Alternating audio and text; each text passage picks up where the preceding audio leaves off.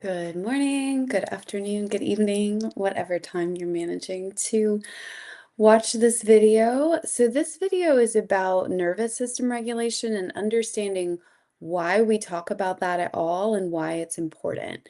And once this clicks for you, it's going to make so much more sense in terms of why other people behave the way that they do, why you consciously can want to make changes, but still find yourself butting up against a wall of patterns and you can't seem to get yourself to stop doing the thing.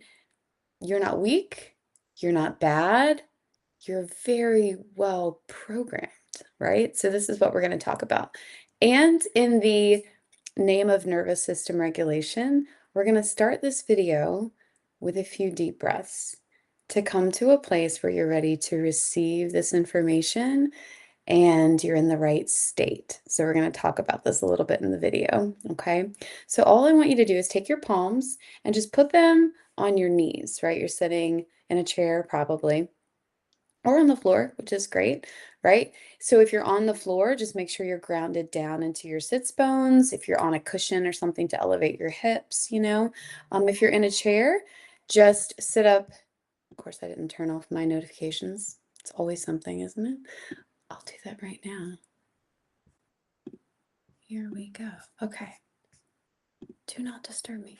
All right, so you're seated. You're going to elongate through that spine. So just sit up nice and tall. Drop your shoulders down. Try to create some space, okay? And those hands are on your knees. Either you're seated on the floor or seated in a chair. So you're going to go ahead, and if it feels good and you feel comfortable, you can close your eyes down, okay? And just start connecting to your breath. You're going to bring that breath in through your nose gently.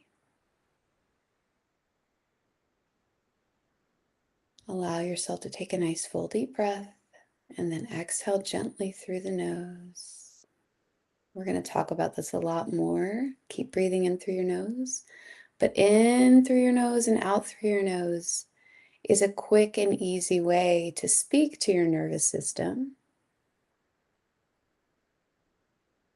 and tell your nervous system, tell your body that you're safe. Okay, so again, in through your nose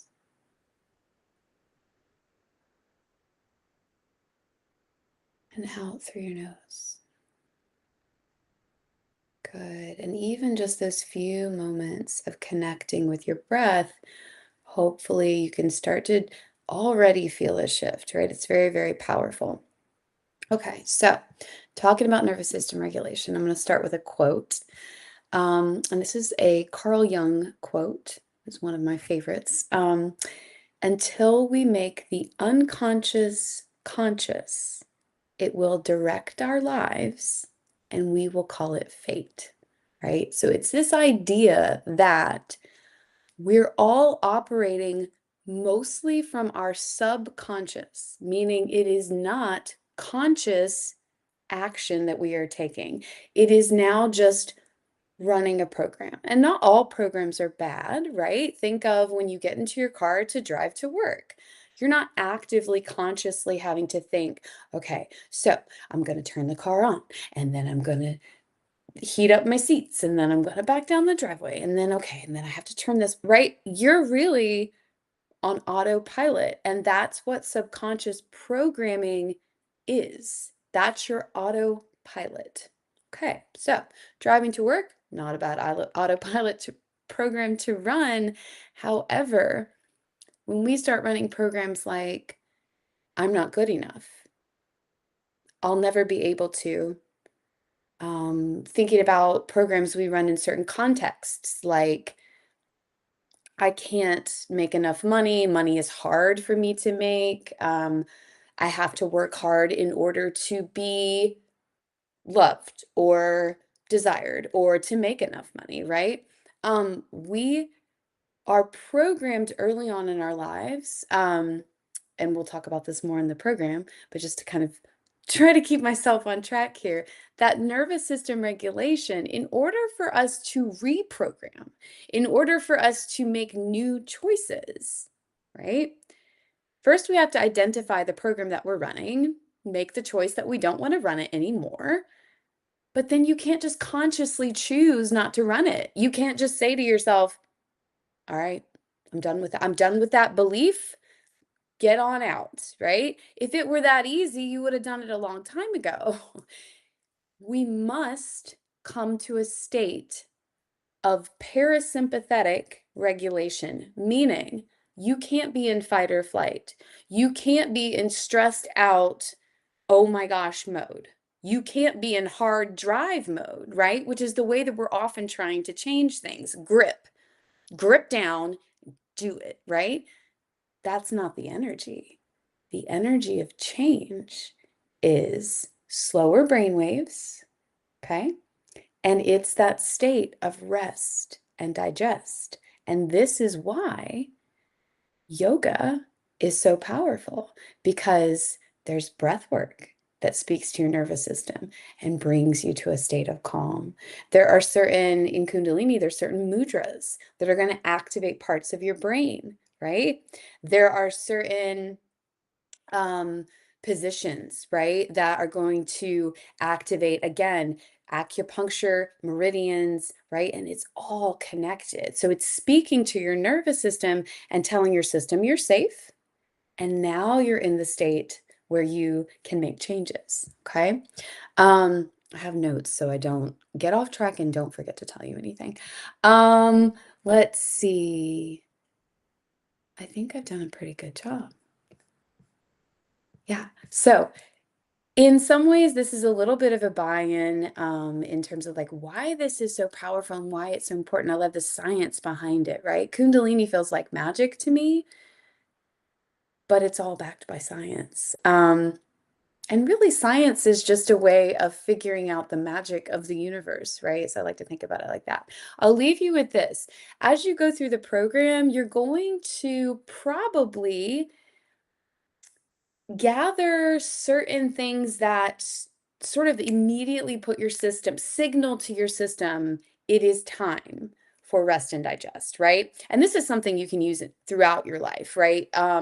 If you are trying to signal to your system it's time to sleep, right? You may have heard about that. Like, um, okay, don't bring your TV, don't have a TV in your bedroom. Don't bring your phone into the bedroom. Don't be scrolling in the bed, right?